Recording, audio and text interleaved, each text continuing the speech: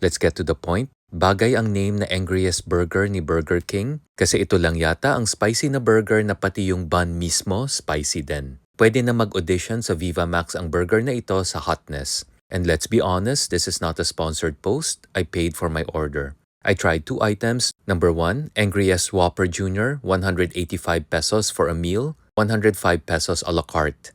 Number 2, I substituted my included drink to a matcha espresso, pero 119 pesos ito a la carte. The matcha espresso, successful ang flavor balance. I can taste both the coffee and the matcha. Okay sana ito, kaya lang ang preference ko is yung may kaunting bitterness pa ang matcha. Ito kasi on the overly milky and sweet side siya, which is okay pag yan ang preference nyo.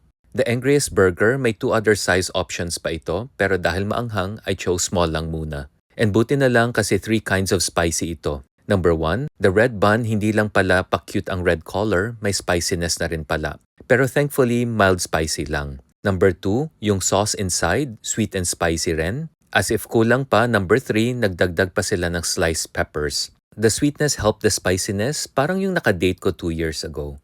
Tolerable ang overall spiciness nito and kaya pang kainin. And masarap naman as a whole. I suggest though they reduce the sauce by 30% so we can taste the delicious meat more. Kasi known naman talaga si Burger King for better hamburger meat dahil sa grilled flavor nila. Sayang lang kasi tinakpan ng too much sauce. Pero understandable kasi mahilig ang Pinoy sa maraming sauce. Obvious naman kasi marami sa atin sausaw ng sausaw sa buhay ng iba. Sana sa 2026, sa sarili nating buhay at goals tayo sumausaw.